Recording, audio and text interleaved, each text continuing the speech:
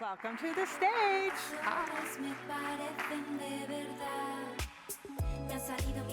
Okay, I guess it's us. Let's go. Yes. Hi, Way to go. everyone. Is everyone still awake? All right, here we go. Ian, why don't you tell us just a little bit about what you do to get it going? Sure. So I am the CCO of Giant Spoon. Giant Spoon is an independent integrated agency that expands the way people experience brands.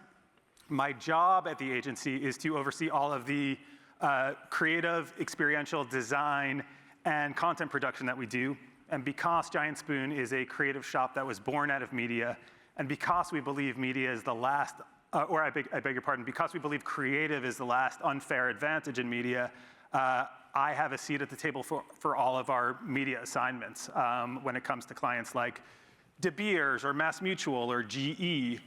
And now that we've merged with W Promote and we've become this $3 billion media buying powerhouse, it's more true than ever. So that's me. And based in New York, right? I am based in, yes, I'm sorry, I left out that part of the question. I'm based in New York if anyone wants to hang out. Well, speaking of New York, I'm very excited to share that this year the Obies are going to be in New York at the MoMA on October 15, 3 days after my birthday, in case you want to wish me a happy birthday there, and sponsored by Colossal.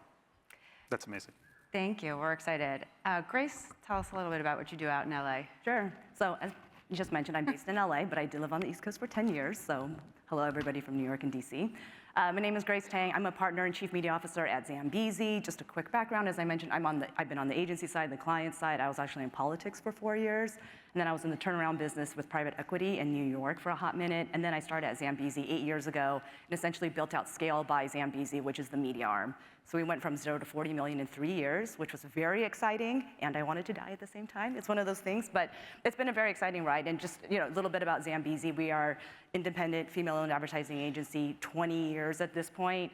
Our founder initially was with Kobe Bryant. I'll have to tell you another story about that. But essentially, we are mid-market, and some of our clients include TaylorMade, Liquid IV, Health Aid Kombucha, NFL Flag. So it's just a nice gamut, both in terms of the B2B sector, well, actually the B2C sector, and then also B2B like LPL and UKG. Awesome. All right, so let's talk about some projects. We want to really focus on campaigns that stand out. Ian, you and I worked together in the past on a campaign for Lola where Colossal painted a wall and there was telephones on the wall and the community could pick it up and engage, and right. I think it went really well. Yep. Could you tell us a little bit about a more recent campaign that stands out for you and why? Sure. I'm going to tell you about two, and if I talk for too long, I'm going to cut you off. Throw something at me, I guess. The first is for the second season of House of the Dragon. I'm not sure if any of you in the audience have seen the work that we did, but the entertainment space is highly competitive. I'm sure we all have enough trouble choosing what we want to watch every single night and end up falling asleep while scrolling through our Netflix menus or our HBO Max menus. But to get eye share, especially when your show has been on hiatus, is a tall order. And with our show coming back, House of the Dragon, what we needed to do was ignite or reignite fandom and then invite new people into the fold. In the second season of House of the Dragon, there's a brewing civil war between the Greens and the Blacks, and we wanted to give everyone an opportunity to pledge their allegiance or their sword to one house or another. And the way that we did that, or we demonstrated how that could be done, was through really, really breakthrough out-of-home. And so we had cultural institutions, and we had sports teams, and we had restaurants and bars across the globe, landmarks, actually hoisting banners for Team Green or Team Black. And the last and final show of allegiance was delivered by the Empire State Building when we put a 270-foot dragon the size of a city block or two King Kongs coiled around its spire. And it really caught fire. It was tremendously successful. We used out-of-home in a breakthrough way. We also posted quite a bit of digital out-of-home, and we had people on the news debating whether or not this was real out-of-home or this was digital out-of-home. But the net and the big takeaway was the work that we did predominantly through out of home, and this traveled via social, of course, and through the media, raised awareness for the show by 59%, and you guys are probably like, no, it didn't, it did.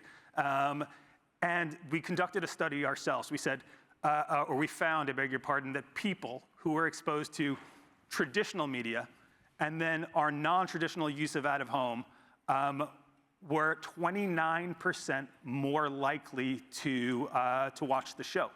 And that's a big deal. Bold, audacious, creative uses of out-of-home works, and we have the data to back it up. And while this won a Gold Can Lion, and we like a lion, this also won an Effie, which made us all very proud and proved the effectiveness of the work to everyone in the market. Another example of out-of-home, using traditional out-of-home in a really concentrated and intentional way, would be the work that we did with Lucid Motors. As a Knicks fan, this was a wild one for me. I got to spend the day with Jalen Brunson and Josh Hart and Timothée Chalamet, and we did a shoot. We called our campaign "We Ride for New York," and we did a complete buyout around Madison Square Garden in the lead up to the first home game of the season. And that extreme concentration in that space also earns the pickup that we're after, and sparks the sort of conversation that makes out of home, which exists in one place or one space, something that feels national or global as it travels digitally. Thank you. I was excited for you to share both of those campaigns, Yeah. because the first is so splashy, but to connect with as many people in the audience as possible, I like how Lucid use more than one format and more traditional formats. So I think it's awesome to see the difference, but both equally effective. Yeah, Kelly, I aim to please. Thank you. You're welcome. That's why we're best friends so quickly. Grace, so when we first connected, I really enjoyed how you said that you like ideas over inventory and media being a creative force. Can you share with the audience one of the memorable out-of-home moments that really pushed creative and kept those 2 points in mind? Sure, yeah, so, I mean, essentially, that's our ethos, and from a media perspective, ideas over inventory. So it's like, what is the idea? And then ultimately, like, how you buy it is how it gets executed. So I would just bring up Liquid IV. So as I mentioned, Liquid IV is one of our current clients. And we had this whole concept of IVO clock. So how it actually started off was, it was a creative media brief. So it came through the media arm. They specifically wanted something interesting from media. Immediately talked to brand strategy. I mean, there's like a whole kickoff between us, brand strategy, and creative. And brand strategy realized from an insight perspective, people are generally really dehydrated at 4 p.m., which makes sense. If you think of late in the day, you're probably like not feeling good. So from a hydration habit perspective, how can people think about Liquid IV? And then our creative came up with the IVO clock concept. So IV is 4. So 4 p.m., the idea was to tie in hydration and to take Liquid IV every day. And that was essentially like the initial launch of it. So what we did was we actually took over Times Square. We also had an integration with like Love Island. So during the same week when Love Island launched, we had this whole, with Times Square, we took it over, and basically at 4 p.m., it was like very, very quiet. So Times Square like completely got quiet. And then it was like a whole like, I don't know, just like a beautiful array of like colors and fruit, and basically the launch of like IVO Clock. We also had robots there. So you know the Coco robots that you see out there, they actually were at Times Square because they needed a sampling component. So they did a little dance in the middle of it, opened up at 4, and then everybody was able to sample as well. Oh. So what we really loved is like we basically integrated between 3 groups, even though it came in via media, but ultimately creative help build it to life. And we were always saying, now it's IVO Clock somewhere. So, hopefully that's the idea that it keeps living on. And 7 a.m. Yeah, or 7 a.m. Sold in the hotel lobby shop if anyone needs. Awesome. Okay, so Ian, one of the quotes that you shared with me was that you're really passionate about live out of home. Yeah. And how that can lead to social extensions and conversations. What does live out of home mean to you? I will define it, but first I'm going to take a step back and tell you why we believe it's necessary. So I'm sure this doesn't come as a surprise to anyone here, but we are inundated with micro content and slop. And there was actually a very interesting article about this in The Atlantic recently. People are becoming increasingly sensitive or perturbed because they're being asked to devote or spend their attention on things that are not worthwhile. And I think because we're so stuck in on the work, we sometimes forget that every time we engage someone, it's a transaction. We're saying, give us your attention, and in exchange we'll give you something that is funny, or moving, or relatable, or awe-inspiring. And we sort of believe that in an era where you can make anything, make any sort of content in a heartbeat, we want to make something with one. And live out of home is one of the ways that we do that.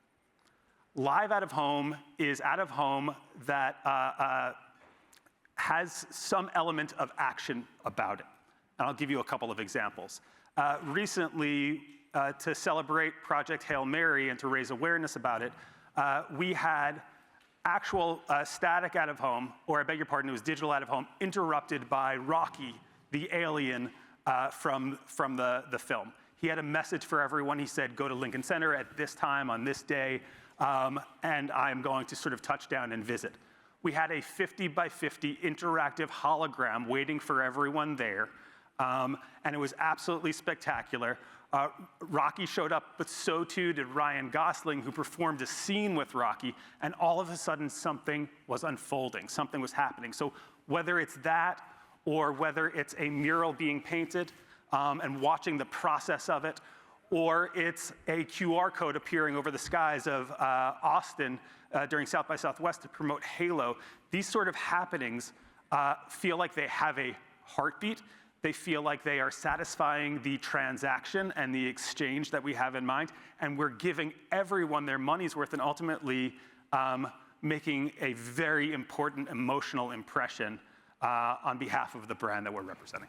Yeah, I think like what's so interesting about that, it's like, you know, we were just talking backstage about essentially, is out of home like the new social conversation in a way? And I feel like in what you're talking about, live out of home, it starts to like incorporate that, which I think is just really interesting to look at it that way. That's exactly what you're doing, is you're always transcending the space and the placement, and that pickup is infiltrating algorithms, and that press pickup is appearing on everyone's feeds, and all of a sudden, instead of being somewhere, you're everywhere.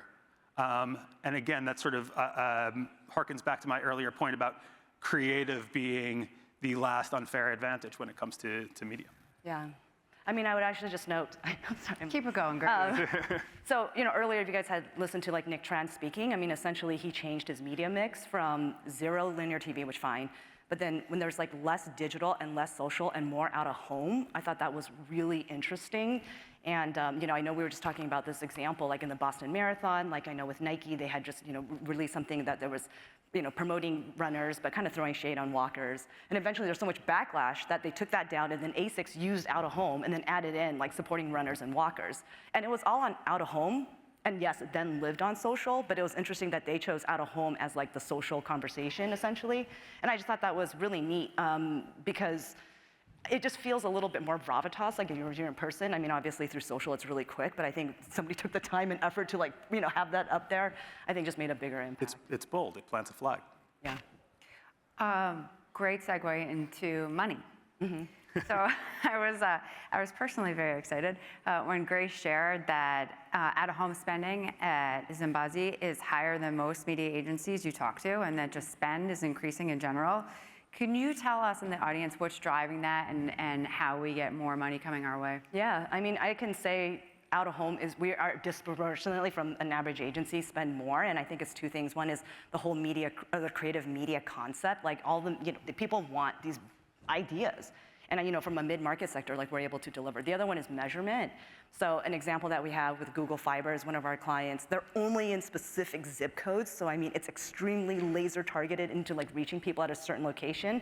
And what we did is we created a customized geo-targeted made ID. So if people are passing the billboard, we get to see if they end up in that zip code that Google Fiber is available. So if it is not there, then we may switch out that zip code, even though it's in the zip code of where it exists, because you know, ultimately you want to reach people who live there. So I think it is both the creative idea and also the measurement is what's helping us, and then especially from the out-of-home space. So a little unscripted because we didn't cover this, but what do you think that our industry needs to do to drive more money towards out-of-home? Yeah, I mean, I think, honestly, from a measurement perspective, like the thing that we did with Google, I mean, that was actually something customized to us, you know, being like, hey, this is what we want to do, and then basically it was made for us. So, I mean, measurement on the back end, I mean, especially when you're comparing to digital, and I know you guys hear this all the time, I mean, it is a harder sell sometimes from that perspective. Just because it's not as direct. And again, even what Nick was saying earlier, he's like, when you have the data, you see the click here, like your CFO, your CEO's like, I want more money here because I see it. So, you know, if there's more that could be done, you know, I think that's key. We are so on it. Anna and her team and have shared some really exciting stuff as far as measurement. So we will get that for you. Ian and Grace. What's a shift in how clients are thinking about out-of-home that the audience might not be seeing yet? And basically, give us some insider information. I will not, but I will. I'll approach it. I'll walk the razor's edge.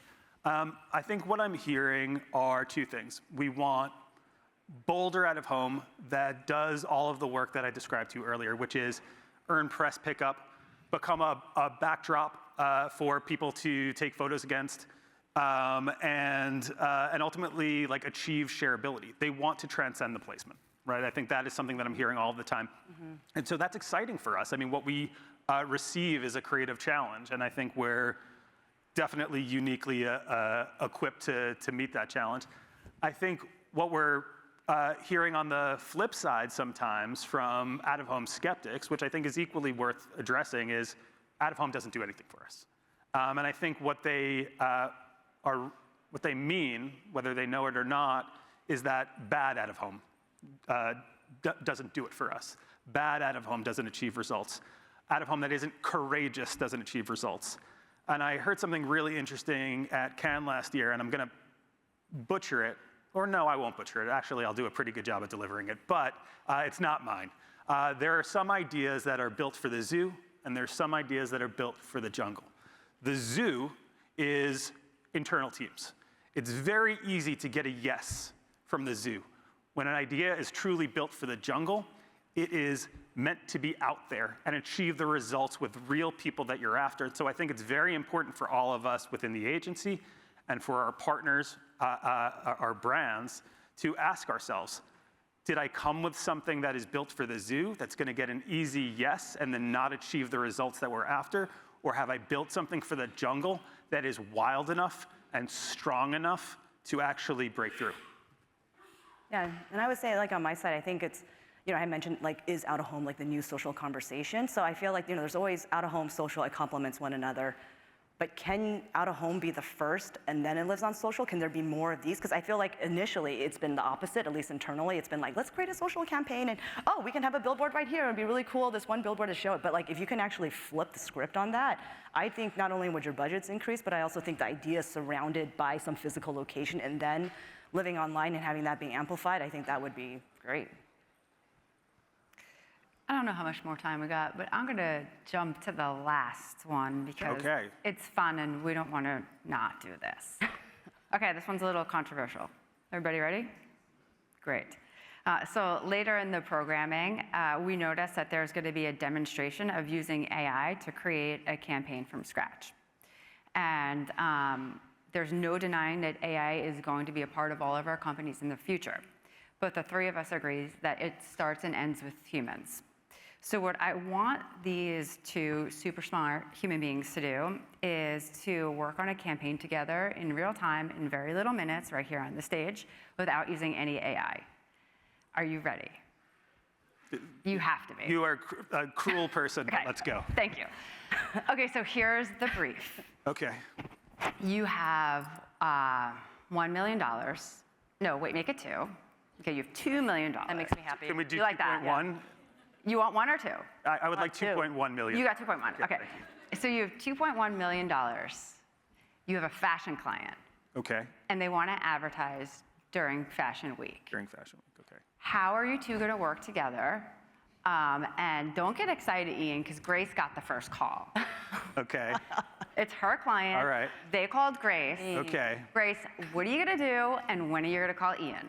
Yeah, so I would say Ian would be my second call, essentially, because straight up, like, I know from a media perspective, there's budgets, but from my side, I'm like, okay, if it's New York Fashion Week, out of home, you know, social, who's the target audience, like obviously seasonality is like in February. So I think that kind of gets narrowed down really quickly. But then what's the idea?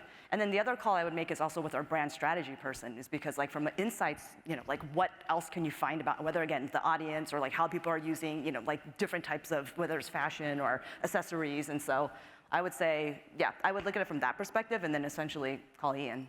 Okay, so Ian, now you have the call. What are you going to do? I'll call you back. I pick up the call, and Grace gives me the brief, and I hit up my strategist to really understand who the audience is, what their interests are, what their cultural diet is, and then I sit with the team and we come back with something. I'm going to base this a little bit on something that, an idea that we sort of messed around with a bit in the past. You're not forgetting that I actually need you to do the campaign. Okay, I'm doing the campaign. I'm doing the campaign. Look, and I'm doing it on a budget. Fashion Week. Kelly, you're really being very 3 things you can't right forget. now. Okay, so here it is. I think we'd have to do something that breaks through. I think we'd have to, if it's during Fashion Week and it's about self-expression, I would want to do something that allows people to have creative equity in whatever it is that we're making. I think that would be a huge value add. I might do something like an AR nail salon, right? I would have acrylics with a print like an Hermes ownable print on the acrylics and different versions, and perhaps you can choose one, and then using your device, you can create designs with them and then share those designs on social or via like a microsite where they can all be housed, but also maybe via out of home too. I think that would break through. What I like about it is it can be done on a budget. It can be made as large as like an experiential installation where people can go in and sort of browse the collection, or it can be like an acrylics kit that's sent to influencers. I think that would travel and get pickup. Yeah, so then from a media perspective, I'd be like, okay, cool idea, right? Like you've already talked about from like a... Cool idea, bro. Now what? Yeah.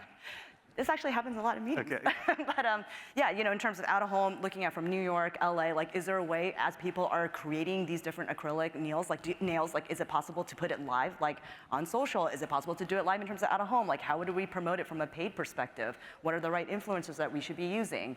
Then I think, again, depending on the audience and location, I feel like we would definitely want to like capture content, right? And yes, of course. So I think from a media side of things, and also we would probably talk to a number of vendors, been like, here's the idea. I mean, you guys tell us, like, this is the initial thought, like, what else can we do in these areas? Yeah. And that's actually when we rely a lot on our out-of-home partners, quite frankly, to help us with this. Because we can take it yay far, but then ultimately it's like, what can actually be done? Maybe there's a 3D thing somewhere, that could be really interesting. So that's how we would start riffing, I would say. I do love that. I think that I think partnerships is terrific because you can partner with like a chain, so you don't have to do a build. I think that the out-of-home idea is wonderful. I think that making those hands the symbol of the campaign and using 3D out-of-home sounds phenomenal. Mm-hmm. I think those are all terrific builds, which is all to say that a good idea can come from anywhere, and at Giant Spoon, we welcome them from the strategy practice, the media practice, the account practice. Ian, you didn't put any painted walls on the plan. And everything's painted, and we painted it all. Listen, did you guys know that there was a timer right there the whole time? I've been staring at it the entire time. I was like, I'll just keep going. Okay, so we got 43 seconds left. Thank both of you. I don't think there's any time for questions. But again, Obi's in New York at the MoMA, October 15th. We're excited about that. And thank you both for such a great conversation. Thank you so much, Kelly. Thank you all. All right. Well, thank you.